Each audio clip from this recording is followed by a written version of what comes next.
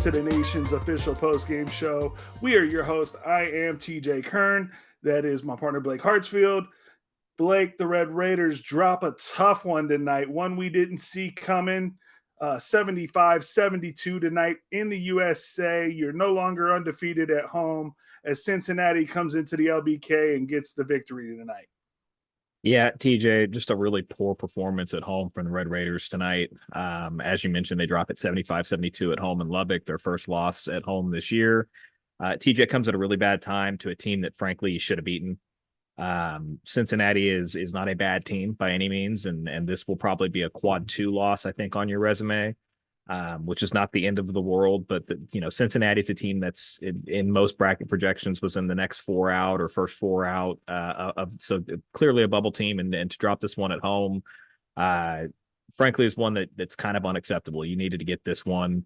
And now you have to turn around and go to Waco on Tuesday night, and you're staring a 3-game losing streak in the Big 12 in the face if you can't get that one on the road. So just a really bad overall loss and really bad time to have it. Well, and this is why we were so excited to get off to such a good start, right? Because in a resume building world that is the Big 12, you're counting victories, right? So the fact that we got off to that good start kind of gave you a little bit of leeway, Blake, but that leeway is now you're letting the Kansases and Houstons and Baylors of the world now kind of come to the top of the league. Well, TJ, yes and no. I agree with a lot of what you just said, but what tonight's loss really does is any dark horse storyline or dark horse run where you somehow at the end of the year with the softer schedule that we have, only playing Houston once, only playing Kansas once, etc., of winning the league, that's gone. You lost that tonight by losing at home to Cincinnati. You had to run the table at home, and you had a schedule that you could do it, frankly, that they were going to be favorites in every game at home. They were favorite tonight, and so that ship has sailed. I think you can still finish in that second group with TCU and BYU and Tech and Iowa State, kind of that group. But I've always said kind of the top of that group. Now you're probably looking at the middle of that group, which ultimately will put you in the tournament, right? They're going to get at least 9 or 10 Big 12 wins. I was hoping for 11 or 12. They're going to make the field. It's just a matter of what seed. Hopefully they can get into the top 7 lines and avoid that 8-9 matchup where you have to go through a 1 to get to a Sweet 16. But that's where they're at. They're going to have to take care of their business in games like tonight that they were supposed to have won. And real quick, just looking at the box score and talking about how the Red Raiders came out tonight, I want to highlight a guy that we have frankly been kind of critical of at times, but we've also said that he's showing a lot of signs of improvement. Robert Jennings tonight with a career high 14 points, 6 rebounds, and just a lot of effort from Robert Jennings tonight. Kerwin Walton also played a nice – without Kerwin Walton and Robert Jennings, you were getting boat raced in the first half. There's no doubt, TJ. Once again, this team starts a little slow. We talked about that after the TCU game where they started much better, but it's been a recurring theme where they get behind by double digits. And just as a long-term note, TJ, you can't – if they're going to advance in March and try to get – and the goal is to get through the first weekend, falling behind by 10 every game in March Madness is not the way to do it. So they're going to have to get better at starting basketball games. But as far as tonight, I think the one great thing that came from it was the emergence of Robert Jennings. We've been talking about, when, not if, Warren Washington was going to get in foul trouble as playing as this team's only big. It happens this evening. And my goodness, did Robert Jennings step up, 14 points, which who saw that coming? I think that's probably a career high for him at Tech, 6 rebounds, and just the confidence that he was going about it with TJ. He was taking guys on. They were running plays for him because he was playing with confidence and had a plus matchup. And that's great to see. And if nothing else, if you lost this game, but walked away with Robert Jennings being a guy that you can count on in rotational minutes, for Warren Washington, then that's an absolute win for this overall trajectory of the season. And I do want to point out matchup wise. Okay. I've heard Cincinnati was a tough team, gritty team, played a lot of close games, but they were way bigger than the Red Raiders, and it showed. The stats don't really show it. Rebounds were about the same, but Warren Washington didn't really have a typical Warren Washington night. Our guy, by the way. Yeah, Warren Washington. I mean, he got in foul trouble in the first half, and um, I think in on a lot of situations, Coach McCaslin probably goes back to him earlier with two fouls and trusts him to not pick up a quick third one. But why risk it when you were getting what you were getting from Robert Jennings? So again, coming back to him, he was fantastic this evening. A guy that and I'm not putting a single loss on one player, but we touched on it after the TCU game. I had called for him to have a big game today in kind of a get right game, but Joe Toussaint struggles again. He ends up fouling out, which I think that's probably a first this year for him. Never really got into the flow of the game. He had one big layup with like 3 minutes to go to finish for 2 points. But other than that, I mean, I don't remember him doing much of anything today. That's a guy who's a battle tested 50-year senior, has played in the Big 12 for multiple seasons. You need more from that guy, and hopefully this will be the kind of the bottom out point for him, and we'll get nothing but improved results moving forward. Yeah. So the thing about Tucson is early in the year he was putting up 12, 15, 18 points. We don't need that, But TJ. We need 6 to 8 points. I sure, mean, you need a couple of buckets from him a game. right. And then I mean, well, him and Pop together were really attacking downhill, Yeah. making things happen with the kickouts to guys like Kerwin Walton and Darian Williams and Chance McMillan for three. Speaking of Chance McMillan, he finishes with 8 points today after averaging 20 in his previous three. I've called him the X Factor. I've called him my guy. Um, Look, he's going to have to be in double digits for this team to reach their full potential come March. Yeah, and I hate to put that much pressure on a kid that's, a true sophomore, I believe, that just transferred here and is going through his first run in the Big 12, but the lack of depth and scoring on this team.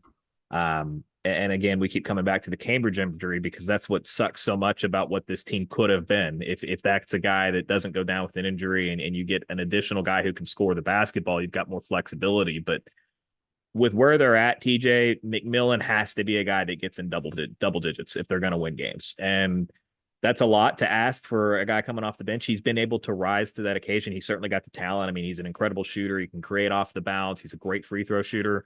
But he's got to find ways to get himself plugged into games when it doesn't happen instantly when he comes off the bench. And a little bit of flow issues this evening. Hopefully that gets corrected and sorted out in Waco.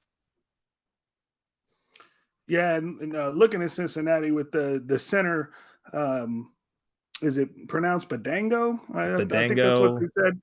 Yeah, he he, was a he finished with problem. 10 points and 10 boards and really dominated the paint tonight. He was And a then problem.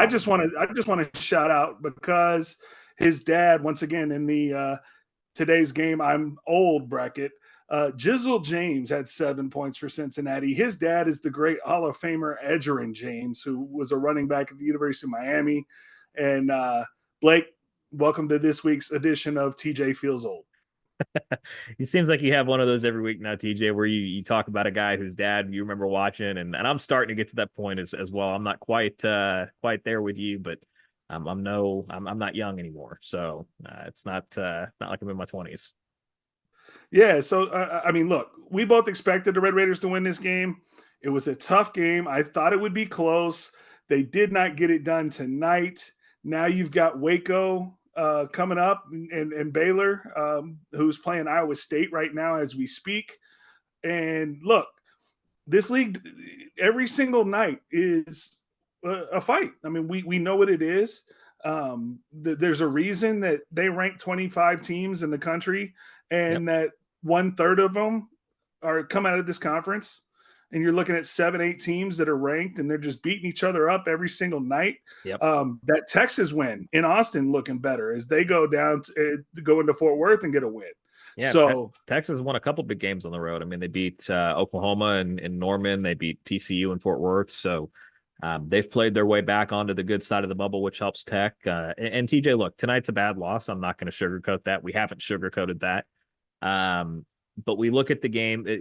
One of the things we've done is look at the season kind of, and especially the conference schedule in kind of 4 game blocks, right? And figuring out a way to, hey, if you can get to this, it's putting you in position. Well, we talked about this 4 game stretch of Cincinnati, at Baylor Tuesday night, UCF at home next Saturday, then Monday night against Kansas at home, that you needed to find a way to go at a minimum 2-2.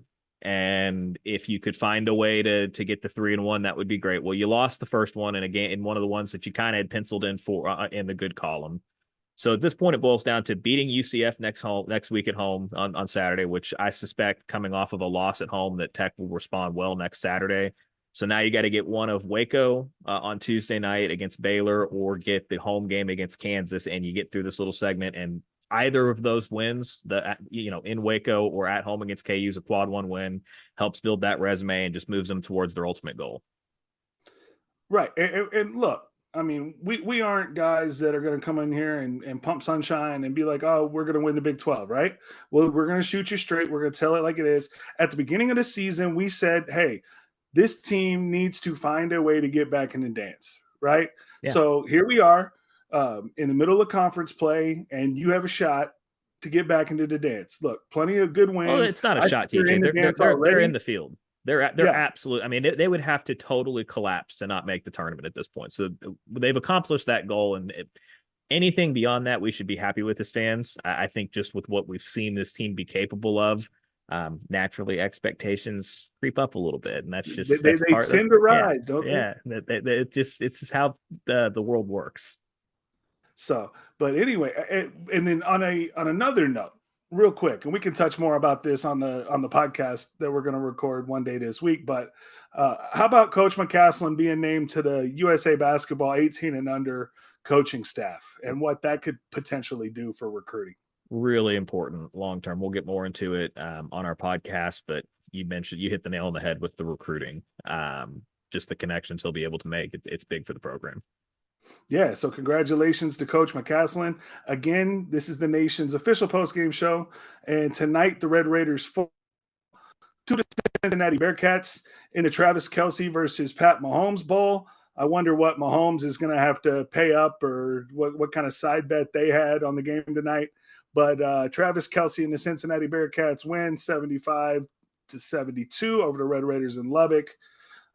And be on the lookout as Blake and I will be doing a podcast here one day this week. The football schedule dropped. We got our thoughts on that, and just a couple other things going on here in Raiderland. So as you see down at the bottom of the screen, follow us on social, like, comment, subscribe, all that good stuff. Blake, any other final thoughts before we get out of here? It's a good football schedule, TJ. Can't wait to get into that. Am I drinking the Kool-Aid again? You're going to have to tune in and find out. All right, Blake, how do we always end these things? Wreck 'em. Wreck 'em. We will talk to you guys soon right here as we come to you from the nation.